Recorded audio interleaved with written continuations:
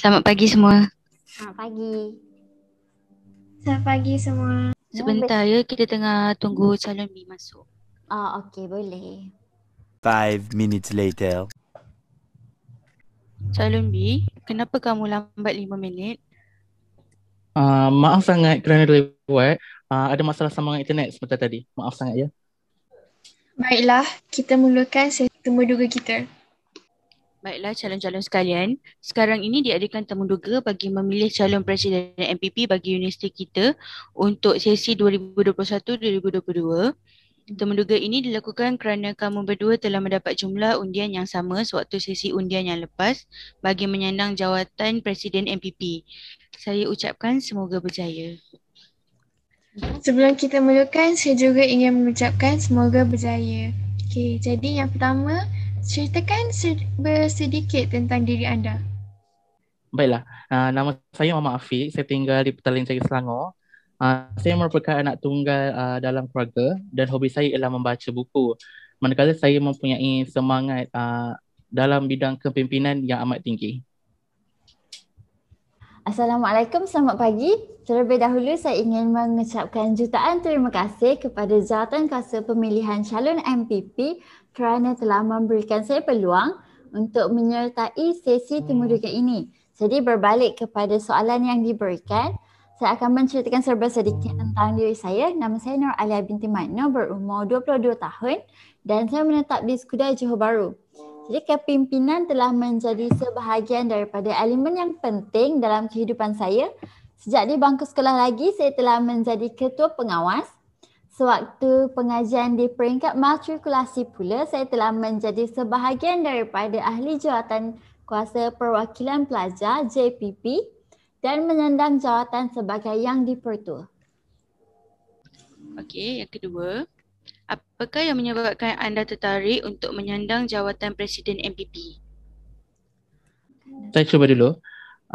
Bagi saya ingin mencuba sesuatu yang baharu dan saya gemar untuk mengambil risiko. Saya rasa jawatan ini dapat memberi nilai tambah kepada resume saya kalau nak kerja nanti. Saya rasa jawatan Presiden MPP adalah senang sebab kita perlu arah orang je. Lepas tu saya juga tertarik sebab nanti kalau saya dapat jawatan Presiden MPP ni, saya boleh dapatkan kolej kediaman dengan mudah. Bagi saya, apa yang menyebabkan saya tertarik untuk menyandang jawatan Presiden MPP kerana sejak saya di bangku sekolah lagi, saya sangat suka untuk bekerja di dalam kumpulan. Jadi oleh sebab tu saya sentiasa melatih dan memperbaiki diri saya sehingga sekarang untuk sentiasa mengasah diri terutama yang berkaitan bekerjasama dengan orang lain. Selain itu, saya ingin menaikkan nama MPP terutamanya dalam kalangan universiti yang lain. Dan yang terakhir, saya ingin mengubah persepsi mahasiswa dan mahasiswi bahawa organisasi MPP bukanlah mahasiswa yang sentiasa ingin nampak mereka hebat. Namun mereka juga menggalas tanggungjawab yang diberikan. Ceritakan serba sedikit tentang projek yang anda pernah kendalikan dan gagal dilaksanakan dengan berjaya dan mengapa projek tersebut gagal. Okey. Saya jawab dulu boleh? Boleh. Apa yang saya ingat, saya pernah mengendalikan projek bergotong royong di pusat anak yatim dan disebabkan ada sesetengah pelajar yang tidak memberikan sepenuh komitmen dan kerjasama, jadi tidak semua tempat yang dapat kita bersihkan sebaiknya. Saya agak kecewa dengan beberapa orang pelajar tersebut dan hanya segelintir je yang menunjukkan sikap rajin pada waktu tu. Bagi saya pula, saya pernah menjalankan projek bagi kelab Sanggar Seni iaitu pertandingan koreografi tarian. Tetapi projek itu gagal mendapat sambutan kerana ada 2 je penyertaan yang menghantar video tarian mereka.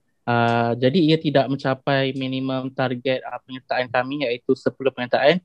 Jadi saya rasa kesalahan ini boleh dipersalahkan terhadap exco program kami kerana tidak membuat hebahan yang awal terhadap para peserta. Apakah pengajaran yang anda dapat pelajari daripada pengalaman tersebut? Okay, so macam yang saya cakap tadi, masalah saya dekat projek anak yatim tu kan. So untuk projek yang akan datang, saya perlu jadi lebih tegas dalam memilih ahli yang boleh memberi komitmen agar setiap aktiviti yang dilaksanakan berjalan dengan lancar dan teratur. Saya akan memastikan projek selepas ini akan menarik minat lebih ramai orang dan memastikan semua pihak yang terlibat sama ada organisasi ataupun peserta akan mendapat manfaat daripada menyertai program dan projek yang akan saya lakukan selepas ini. Bagi saya pula, saya rasa saya harus memastikan semua exco mainkan peranan mereka tepat pada masanya. Saya harus marah je apabila mereka tidak melakukan kerja atau tugasan dengan betul dan tepat, kerana ia akan membuatkan mereka takut dan lebih berhati-hati terhadap tugasan mereka selepas ni. Secara ringkas, boleh anda beritahu kami menurut pandangan anda apakah yang dimaksudkan dengan kepimpinan? Bagi saya, kepimpinan haruslah memastikan semua di bawah kepimpinan seseorang atau organisasi itu membuat kerja dengan betul dan tepat. Seorang ketua harus pandai memberi arahan kepada pekerjanya atau orang di bawahnya supaya kerja atau tugasan disiapkan dalam masa yang singkat. Bagi saya pula, apa yang saya faham dengan maksud kepimpinan ialah dalam kamus diri saya, kepimpinan merupakan suatu proses untuk satu aktiviti di mana kita ada ketua dan dia yang akan menggerakkan ahli-ahli organisasi di bawahnya untuk membuat kerja-kerja tertentu dengan proses yang sudah dipersetujui dan mencapai matlamat akhir. Okay. Proses kerja yang dilakukan oleh ahli-ahli organisasi juga haruslah dilakukan bersama-sama dengan ketua ataupun pemimpin supaya perkembangannya bersepadu dan berkualiti. Bagi saya, memberi arahan saja dia tidak membantu ahli-ahli organisasi dan tidak memberi sokongan serta dorongan juga adalah bukan sifat kepimpinan yang wujud dalam kamus hidup saya. Saya juga setuju dengan kefahaman anda semua. Jadi sekiranya anda dilantik sebagai presiden, jelaskan mengenai gaya kepimpinan yang anda akan praktikan dalam memimpin Majlis Perwakilan Pelajar. Gaya kepimpinan yang akan saya terapkan dan praktikkan dalam memimpin Majlis Perwakilan Pelajar ialah gaya bimbingan dan sokongan. Untuk gaya bimbingan, saya akan fokus kepada sokongan terhadap pasukan, menerima idea dan cadangan yang bernas dan akan mengamalkan komunikasi dua hala antara ahli-ahli MPP yang lain supaya kami dapat saling menegur kesalahan dan memberi tunjuk ajar ataupun idea. Saya juga akan lebih banyak mendengar, menilai dan menerima suara daripada pandangan ahli-ahli MPP yang lain. Baiklah, namun pendapat saya pula, saya akan menggunakan gaya kepimpinan iaitu cara mengarah, iaitu mengagihkan tugas kepada pelajar dan ahli-ahli MPP yang lain dan juga menyuruh mereka apa yang perlu mereka lakukan. Saya akan pastikan mereka tidak leka supaya mereka akan melaksanakan tugas tersebut. Jadi apakah kelemahan yang terdapat dalam diri anda? Boleh kalian menjelaskan? Baiklah, bagi saya gemar menangguh tugasan sehingga ke penghujung tarikh penghantaran tugasan dan saya juga rasa saya mempunyai sifat malas yang mendebal dalam diri saya. Jadi kelemahan yang ada dalam diri saya di mana ada permasalahan dengan tarikh penghantaran dan juga penyerahan tugas. Hal ini kerana saya mempunyai kecenderungan untuk mengambil masa yang agak lama bagi menyiapkan sesuatu tugasan kerana saya merupakan seorang yang sangat teliti ketika melakukan sesuatu. Oleh sebab itu, saya kadang-kadang macam terlepas tarikh penyerahan yang sepatutnya. Namun, saya sedar akan kelemahan ni dan saya akan cuba memperbaiki dari semasa ke semasa. Selepas saya sedar kelemahan saya, setiap kali saya mendapat tugasan, saya akan pastikan saya membuat perancangan yang teratur dan strategi untuk menjawab atau menyelesaikan tugasan tersebut. Selepas tu, saya akan terus siapkan tugasan tersebut secepat yang mungkin dan meluangkan masa untuk meneliti kesalahan berdasarkan perancangan dan strategi yang saya dah buat sebelum ni. Jadi dengan kaedah ni saya boleh nampak saya mampu menghantar tugasan yang diberikan pensyarah dalam tempoh masa yang ditetapkan. Setiap kelemahan anda semua boleh dibaiki, jangan risau.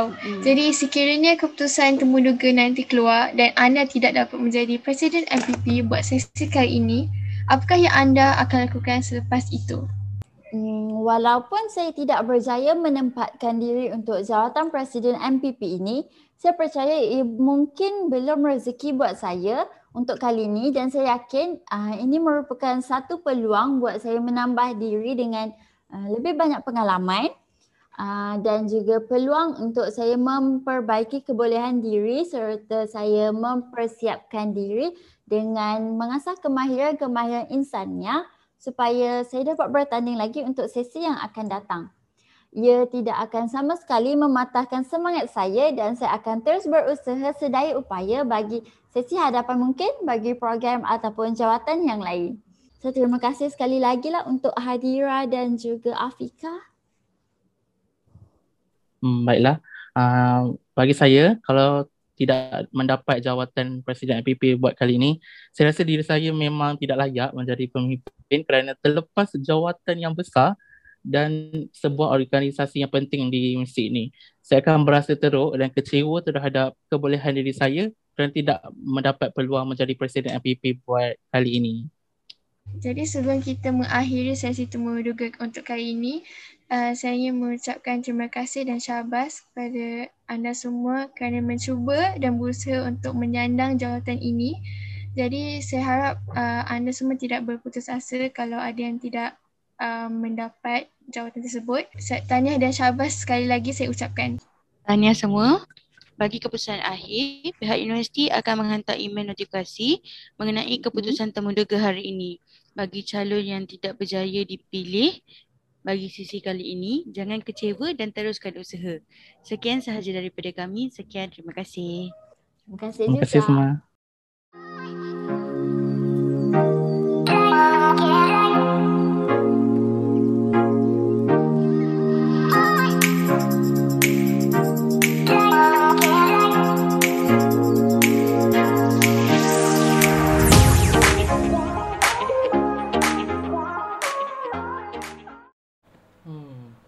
Keputusan dah keluar.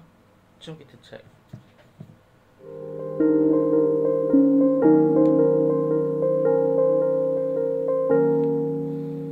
Don't you cry, baby, even if it's small and tiny. Don't you cry, baby, even if it's small as shit. 28 hari bulan. Rasa hari ni dah keluar keputusan temuduga. Okey, keputusan temuduga dah keluar. Sukacita dimaklumkan. Winner adalah telah berjaya. Oh my god. Alhamdulillah, tak sia-sia usaha saya.